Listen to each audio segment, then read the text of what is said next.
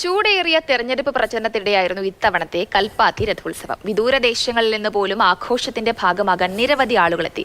Mathrubhumi media school വിദ്യാർത്ഥികൾ തയ്യാറാക്കിയ report കാണാം. നമ്മളിപ്പോൾ നിൽക്കുന്നത് കൽപ്പാത്തി രഥോത്സവ നഗരിയിലാണ്.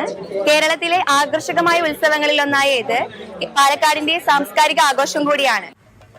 ശ്രീ വിശാലാക്ഷി സമേത വിശ്വനാഥ ക്ഷേത്രത്തിൽ എല്ലാ വർഷവും നടത്തുന്ന രഥോത്സവം നവംബർ മാസത്തിലാണ് അരങ്ങേറുക.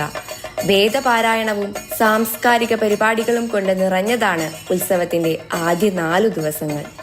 ഒടുവിൽ 4 ക്ഷേത്രങ്ങളിൽ നിന്ന് പുറപ്പെടുന്ന 6 ദേവരഥങ്ങൾ സംഗമിക്കുമ്പോൾ ഉത്സവം സമാപിക്കുന്നു. 3 ദിവസം പരിപാടി എല്ലാ തേരും 6 തേരും വരും.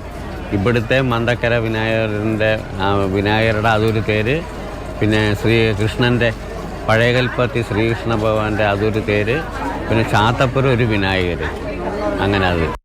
അഗ്രഹാര വീതിയിലൂടെ അഥവാ പരമ്പരാഗത ഗ്രാമങ്ങളിലൂടെ ആനയുടെ സഹായത്തോടെ നീങ്ങുന്ന ദേവരഥങ്ങൾ അതിമനോഹരമായ കാഴ്ചയാണ്. വർഷത്തിലൊരിക്കൽ ഭഗവാൻ ഭക്തരെ കാണുവാൻ വരുമ്പോഴാണ് ഉത്സവം അരങ്ങേറുക എന്നതാണ് അഗ്രഹാര നിവാസികളുടെ വിശ്വാസം.